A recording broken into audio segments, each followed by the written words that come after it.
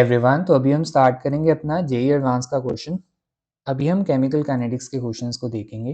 तो आपके पास JEE advance 2025 paper 2 recent जो आपका एग्जाम था जेईई का, तो उसका हम क्वेश्चन देखेंगे। तो क्वेश्चन आपका क्या बोलता है, देखो, consider a reaction A plus R forms a product. तो बोला हुआ है कि इस रिएक्शन के रेट को हमने लिखा एज दिस, मतलब इसका रेट लॉ ये है। तो देखो, तो रेट लॉ में आप देख सकते हो कि दोनों रिएक्टेंट्स की कॉन्सेंट्रेशन की पावर 1, मतलब रिएक्शन आपका सेकेंड ऑर्डर है, ठीक है। बट क्या किया हमने कि at the start of reaction हमने वन ऑफ द रिएक्टेंट्स की इनिशियल कॉन्सेंट्रेशन को दूसरे के 10 टाइम्स ले लिया। इसका मतलब क्या है कि हमने यहाँ पे क्या किया, देखो, आर जो हमारा रिएक्टेंट था उसको हमने एक्सेस में ले लिया, है ना। एक्सेस में ही हो गया ना कि 10 टाइम्स हमने ले लिया। एक्चुअल में तो आपकी कॉन्सेंट्रेशन काफ़ी गुना होती है। जैसे सॉल्वेंट है, सॉल्वेंट आपका बहुत ज़्यादा एक्सेस में होता है। यहाँ पे क्या किया है, ज़्यादा नहीं, केवल 10 टाइम्स लिया है कॉन्सेंट्रेशन को, ठीक है। तो उसी एजम्पशन के बेसिस पे यहाँ पे रिएक्शन को क्या मान लिया उन्होंने, सूडो फर्स्ट ऑर्डर रिएक्शन, है ना। तो अब क्या होगा, अब सिंपली होगा कि आपके पास जो रेट है, एज्यूम्ड रेट, आप एज्यूम कर लिया ना, एजम्पशन कर ली, एज्यूम्ड रेट आपके पास क्या होगा, this will be k times the concentration of A and concentration of R. R की कॉन्सेंट्रेशन आपकी, अब आर अगर आपने एक्सेस में ले लिया तो उससे क्या होता है, आप क्या बोलते हो कि आर की कॉन्सेंट्रेशन कांस्टेंट रह रही है ड्यूरिंग द रिएक्शन, उसमें ज़्यादा चेंज नहीं आएगा क्योंकि ये बहुत एक्सेस में हो, थोड़ा हल्का चेंज आएगा। तो आप यहाँ पे क्या करते हो, आप सिंपली आर की कॉन्सेंट्रेशन को रेट कांस्टेंट के अंदर ले लेते हो, तो उसको आप एक नया कांस्टेंट बना लेते हो। देखो, जैसे के को आपने आर की कॉन्सेंट्रेशन से मल्टीप्लाई कर दिया तो एक नया कांस्टेंट आ गया के डैश। सो अब आपका जो एज्यूम्ड रेट है वो ये है, आपने एजम्पशन करी। बट देखो, आपकी एजम्पशन गलत भी हो सकती है, मतलब उसमें एरर भी हो सकता है। अगर मैं बात करूं एक्चुअल रेट की, तो एक्चुअल रेट आपके पास क्या होगा, k times A concentration of A and concentration of R. मतलब मैं इसको अंदर ना लेके जाऊं क्योंकि आपने केवल उसको 10 टाइम्स किया है कॉन्सेंट्रेशन के ए की, तो थोड़ा बहुत तो चेंज आएगा जिसके कारण आपका एक्चुअल रेट एज्यूम रेट से अलग होगा। तो उसी एजम्पशन के कारण जो आपने किया है, आपको यहाँ पे परसेंटेज रिलेटिव एरर निकालना है रेट का। कब, जब आपका रिएक्शन 40% कंप्लीट है ना। अब देखो यहाँ पे जो एरर है वो बदलता रहेगा, क्यों, क्योंकि टाइम के साथ आपकी ए और आर की कॉन्सेंट्रेशन बदलती रहेंगी, है ना, कम होती रहेंगी। उस हिसाब से हमने करना है। तो आपको क्या करना है, यहाँ पे आपको परसेंटेज रिलेटिव एरर निकालना है। तो देखो, परसेंटेज रिलेटिव एरर, तो एरर क्या होता है, देखो एरर क्या होता है आपके पास एज्यूम रेट क्या है, आपने एज्यूम किया ये, बट एक्चुअल तो ये था, तो आप एक्चुअल के हिसाब से बताओगे ना। सो मतलब देखो, आपके पास जैसे एज्यूम्ड रेट है, वो कितना डिफरेंस है, कितना चेंज है उसका किससे, एक्चुअल रेट से, divided by the actual rate, क्योंकि ये ट्रू वैल्यू है ना। तो ट्रू वैल्यू नीचे आती है और ऊपर आपके पास जितना डिफरेंस आया ट्रू वैल्यू के साथ, और परसेंटेज है तो आपने इसको 100 से मल्टीप्लाई कर दिया, ठीक है। So this is your percentage relative error. तो ये आपको निकालना है, ठीक है। कब निकालना है, जब आपका रिएक्शन 40% कंप्लीट होगा। सो देखते हैं, ठीक है, कैसे करेंगे इसको। देखो, सबसे पहले तो आपका जो कॉन्सेप्ट है that is of pseudo first order reaction. Pseudo first order reactions में हम करते क्या हैं, वन ऑफ द रिएक्टेंट्स आपका एक्सेस में होता है जिसके कारण उसकी कॉन्सेंट्रेशन को हम कांस्टेंट मान लेते हैं, जैसे अभी किया भी है ना। तो जैसे आपका जो रेट है that is k times the concentration of A and b, a और बी आपके दो रिएक्टेंट्स हैं। सो से मैंने अगर बी को एक्सेस मान लिया, नॉर्मली सॉल्वेंट होता है दूसरा जो रिएक्टेंट है ना, तो उसके विद रिस्पेक्ट टू ऑर्डर खत्म हो गया क्योंकि उसकी कॉन्सेंट्रेशन कांस्टेंट है, तो उसको हमने इसमें मिला दिया तो आपके पास आएगा ये। सो रिएक्शन था second order but it appears as first order, ठीक है, सूडो फर्स्ट ऑर्डर। तो इसी का कॉन्सेप्ट है। तो देखते हैं उससे कैसे एरर आता है, ठीक है। सब देखो, आपके पास 40% कंप्लीट में निकालना है ना। सो देखो, सबसे पहले यहाँ पे करते हैं, ए और आर आपके जो दो रिएक्टेंट्स हैं उनसे जो प्रोडक्ट्स बन रहे हैं, प्रोडक्ट, ठीक है। तो सबसे पहले देखो, हम देखेंगे कि इनिशियली देखो इसकी कॉन्सेंट्रेशन कितनी है।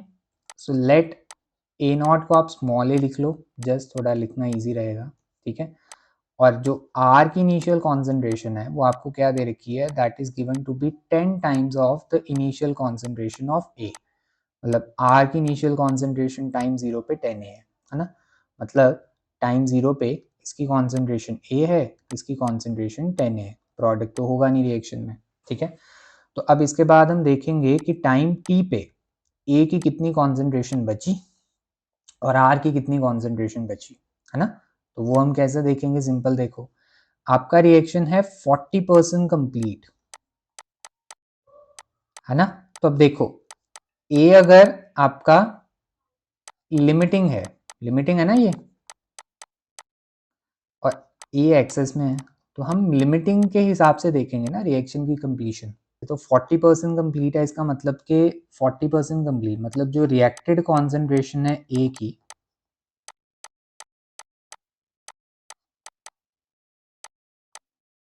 ठीक है, रिएक्टेड कॉन्सेंट्रेशन है ए की, वो कितनी होगी, 40% of the initial concentration. So this will B 0.4 ए। तो ये रिएक्टेड कॉन्सेंट्रेशन है ए की, ठीक है, कैपिटल, मतलब इतनी कॉन्सेंट्रेशन ए की रिएक्ट हो गई। तो बचेगी कितनी, देखो इनिशियल आपकी ए है, 0.4 ए आपकी रिएक्ट कर गई, तो बचेगी कितनी, ए माइनस 0.4 ए, मतलब 0.6 ए। तो यहाँ पे लिख देते हैं, तो मतलब ए की कितनी कॉन्सेंट्रेशन बची, 0.6 ए। अब ए की जितनी रिएक्ट करी उतना प्रोडक्ट बनेगा, सो 0.4 ए ही प्रोडक्ट बनेगा, और उससे हमें मतलब नहीं है। आर की कितनी कॉन्सेंट्रेशन बचेगी, देखो अब आपको पता है कि ए का 1 मोल आर के 1 मोल के साथ रिएक्ट कर रहा है अकॉर्डिंग टू स्टोइशियोमेट्री, है ना। तो इसकी इनिशियल कॉन्सेंट्रेशन 10 ए थी, उसकी 0.4 ए रिएक्ट करी, तो उसकी 0.4 ए से ही रिएक्ट करेगी आर की, तो आपके पास इसकी कितनी कॉन्सेंट्रेशन बचेगी, 9.6 ए, बस। तो यहाँ पे ही आपका खत्म हो जाता है। ये मैंने क्या निकाल लिया, रिमेनिंग कॉन्सेंट्रेशन, मतलब ए की कॉन्सेंट्रेशन टाइम टी पे बची 0.6 से, आर की है 9.6 से, प्रोडक्ट बना 0.4 ए, ठीक है। तो उस हिसाब से हम पुट करेंगे ना रेट्स में। तो आप देखो आपके पास यहाँ पे जो एक्चुअल रेट है, पहले हम एक्चुअल रेट ले लेते हैं ना। तो एक्चुअल रेट आपके पास क्या आएगा, this will be k times the concentration of A and R at time t, है ना। टाइम टी कौन सा है, जहाँ पे 40% रिएक्शन कंप्लीट हुआ है। तो ए की कॉन्सेंट्रेशन तब बची 0.6 से, और आर की कॉन्सेंट्रेशन बेटा तब कितनी बची, 9.6 से, ठीक है। So this is your rate actual. अब बात करते हैं रेट एज्यूम्ड की, ठीक है। सो एज्यूम रेट क्या होगा, आपने बोला this is k dash times the concentration of a, ठीक है। तब देखो टाइम टी पे ए की कॉन्सेंट्रेशन तो बची 0.6 से, वहीं के डैश आपने जो एज्यूम किया है वो आपने किया है k into initial concentration of R. आपने बोला आर की कॉन्सेंट्रेशन चेंज नहीं कर रही, तो आर की कॉन्सेंट्रेशन कितनी है, देखो आर की कॉन्सेंट्रेशन तो इनिशियल 10 ही है, तो आप उसको ही कंसिडर करोगे, तो आप 9.6 से नहीं लोगे, ठीक है ना। एज्यूम्ड में आप एज्यूम में कितनी लोगे, 10 है, तो आपके पास ये है, बस, ठीक है। सो अब मैंने क्या करना है, मैंने एरर निकालना है, राइट। तो एरर निकाल लो। सो आपके पास यहाँ पे क्या आएगा, परसेंटेज एरर। तो ये आपके पास क्या होगा, जो आपका एज्यूम्ड रेट है उसको एक्चुअल रेट से माइनस करोगे, डिवाइडेड बाय जो आपका एक्चुअल रेट है टाइम्स 100, ठीक है। अब यहाँ पे ना मैं मॉड लगा दूंगा, क्योंकि मैं मैग्नीट्यूड में डिफरेंस देख रहा हूँ, क्योंकि आप देख सकते हो कि आपका एज्यूम रेट वैसे तो आपका एज्यूम रेट इस केस में ज़्यादा ही आएगा, बट स्टिल ऐसे मॉड लगाएंगे हम, ठीक है, क्योंकि मैं मैग्नीट्यूड देख रहा हूँ कि चेंज कितना आया। तो यहाँ पे आपके पास क्या होगा, देखो आपके पास परसेंटेज एरर। अब देखो एज्यूम रेट आपके पास कितना है, के टाइम्स 0.6 ए, और यहाँ पे 10 है। एक्चुअल रेट कितना है, के टाइम्स 0.6 ए, और उसकी कॉन्सेंट्रेशन कितनी, 9.6 है, 10 ए नहीं है, डिवाइडेड बाय के 0.6 है एंड 9.6 है। एक्चुअल नीचे आएगा, क्योंकि मैं एक्चुअल से देख रहा हूँ ना कि एरर कितना है। तो बस ये देखो, अब यहाँ पे मैं क्या करूँगा, देखो ऊपर k इंटू 0.6 से कर दिया, अंदर आपके पास क्या होगा 10a माइनस 9.6 है ना, कॉमन ले लिया, डिवाइडेड बाय यहाँ पे k इंटू 0.6a और यहाँ पे 9.6a इंटू 100। ठीक है, तो आप देखो यहाँ पे कैंसिल आउट हो रहा है, सो ये इससे कैंसिल आउट हो गया, तो आपके पास बचा क्या, सो दिस इज, देखो ऊपर आ गया 0.4a, नीचे आपके पास है 9.6a इंटू 100।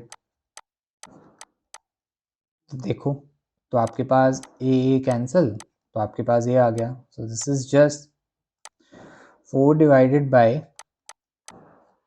96 इंटू 100 है ना। तो इसको आप सॉल्व करोगे तो आपका आंसर आएगा 4.166%, राइट। मैं इसको राउंड ऑफ कर दूं टू 1 डेसिमल प्लेस, तो आपका आंसर आ गया 4.2%। आप देख सकते हो आपका एरर फिर भी कम आया है ना, 4% एरर। 4% एरर का मतलब क्या है कि अगर आपने वैल्यू 100 मेजर करी है, ठीक है, मतलब एक्चुअल वैल्यू अगर 100 है तो आपने 96 मेजर करी है, 96, डिफरेंस 4 का है, ठीक है।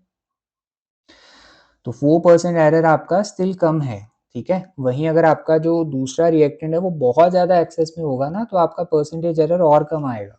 तभी जैसे हम सॉल्वेंट को ले लेते हैं ना सूडो फर्स्ट ऑर्डर रिएक्शन में, हम उसकी कॉन्सेंट्रेशन को ज्यूम जब करते हैं ना कांस्टेंट, तो हमारा एरर वैसे बहुत कम आता है, क्योंकि सॉल्वेंट आपका 10 टाइम्स नहीं, even 100 times the concentration of other reactant present होता है, ठीक है। तो ये बस उसी कॉन्सेप्ट को जज करने के लिए था क्वेश्चन। तो बस देखो, तो हमारे पास यहाँ पे कितना आया, ये मतलब आंसर आया 4.2%, ठीक है। तो अब यहाँ पे आप बोल सकते हो कि आपका जो परसेंटेज एरर है वो कितना है, 4.2, ठीक है। So this is your final answer. तो इसी के साथ आपका क्वेश्चन खत्म होता है, ठीक है। तो ऐसे ही और क्वेश्चंस को मैं लेके आऊँगा, ठीक है, काइनेटिक्स में। टिल देन मिलते हैं, ऑल द बेस्ट।